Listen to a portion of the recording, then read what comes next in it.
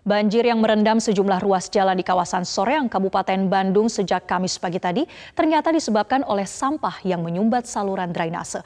Petugas pun terpaksa masuk ke gorong-gorong untuk mengeluarkan sampah. Berita utama, Saudara, pasca penutupan TPA di Pasar Kemiri, Depok, Jawa Barat, sampah menumpuk di jalanan sejak 1 pekan lalu.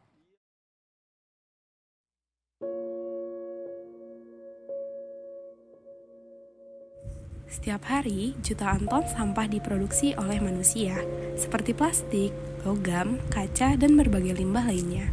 Saat ini, di mana-mana kita melihat sampah plastik di tempat yang tidak seharusnya, sungai, lautan, dan bahkan di lingkungan sekitar kita. Sampah yang menumpuk akan mencemari lingkungan sekitar kita. Masalah sampah anorganik semakin mendesak, mengancam kesehatan manusia dan kelestarian alam.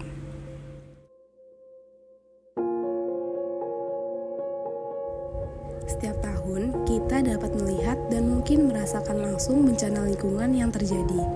Banjir yang lebih parah, udara yang semakin tercemar, dan kerusakan ekosistem yang terus meluas. Sampah anorganik menjadi bagian dari krisis lingkungan global yang semakin sulit diatasi. Nama saya Pak Muklis, dan saya sebagai pendiri dari UMKM Bengkel Alam atau Rumah Anorganik. Namun, di balik semua itu, ada secerca harapan. Di berbagai sudut dunia, orang-orang mulai bergerak mencari solusi.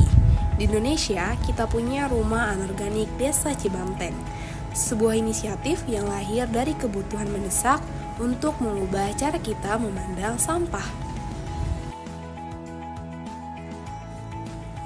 Rumah anorganik ini bukan sekedar tempat daur ulang, tetapi pusat inovasi dan edukasi. Di sini, sampah anorganik yang biasanya berakhir di tempat pembuangan akhir diubah menjadi bahan yang memiliki nilai guna, bahkan menjadi produk yang bermanfaat bagi kehidupan sehari-hari. Setiap limbah anorganik yang masuk ke rumah anorganik diolah dengan cermat, mulai dari memilah, membersihkan, hingga memprosesnya menjadi bahan baku untuk berbagai produk inovatif.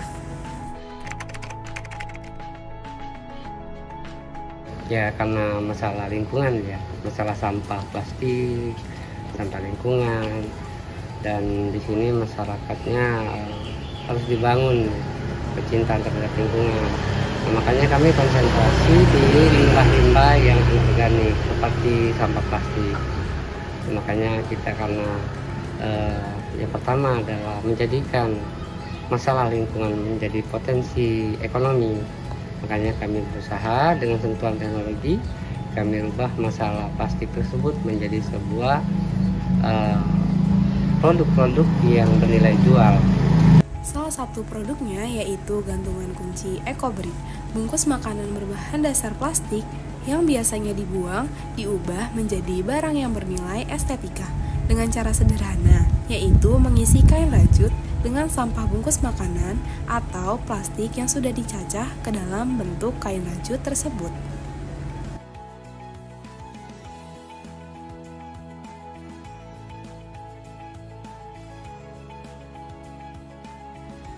Tidak hanya gantungan kunci EcoBrick, Rumah Anorganik juga menghasilkan berbagai produk lainnya dari sampah daur ulang, seperti paving block, bantal, dan juga produk lainnya. Kreasi ini membuktikan bahwa barang yang dianggap limbah bisa berubah menjadi barang berharga.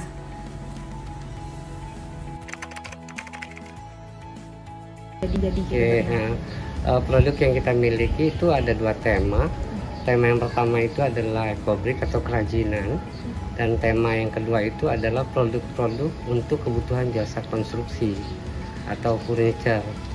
Nah, kalau yang untuk kerajinan, karena itu bersentuhan langsung dengan manusia, itu wajib higienis ya, karena itu langsung jadi higienis.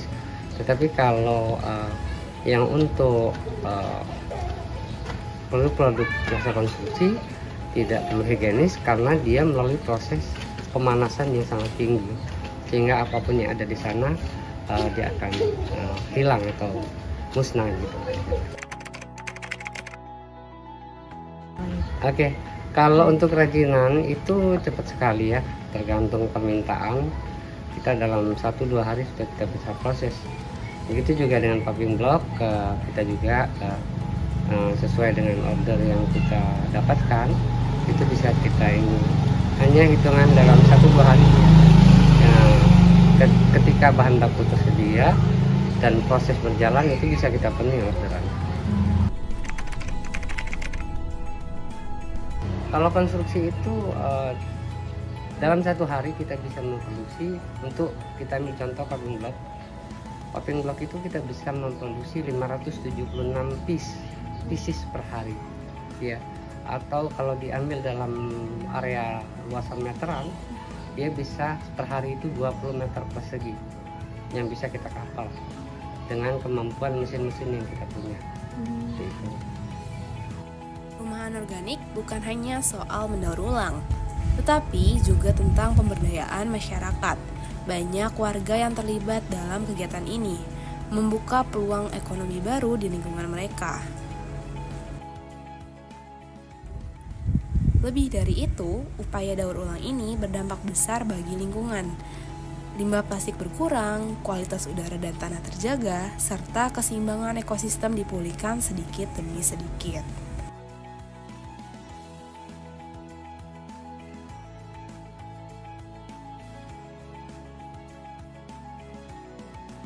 Selain dari rumah anorganik di Desa Cibanteng, kita juga bisa melakukan upaya lain untuk mengolah sampah secara mandiri.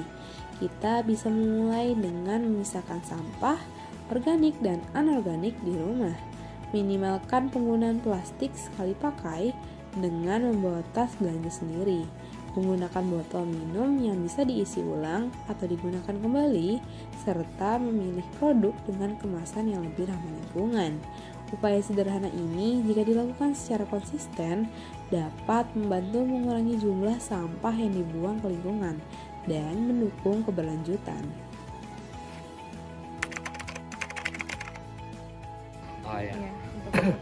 Yang pertama itu plastik itu jangan dianggap masalah. Itu yang pertama. Tapi atau plastik atau limbah plastik itu jangan dianggap masalah. Tetapi dia adalah sebuah potensi yang belum tergali. Potensi ekonomi yang belum tergali. Tetapi dengan motivasi bahwa itu potensi, maka siapapun juga akan berusaha untuk mewujudkan potensi itu berubah menjadi sebuah peluang usaha, peluang ekonomi. Kira-kira itu. Yang kedua, budaya membuang sampah sembarangan itu adalah budaya yang menyia-nyiakan aset, mubazir ya, kalau dalam bahasa Islam disebutnya mubazir. Padahal sejak dari rumah sebenarnya sudah bisa diproduksi, sudah bisa dihasilkan nilai ekonomi dari rumah tangga sebenarnya. Solusi untuk masalah sampah ada di tangan kita. Di Rumahan Organik, kita belajar bahwa setiap orang bisa berkontribusi dalam mengurangi sampah plastik. Mulai sekarang, yuk kita olah sampah plastik kita menjadi barang yang bernilai.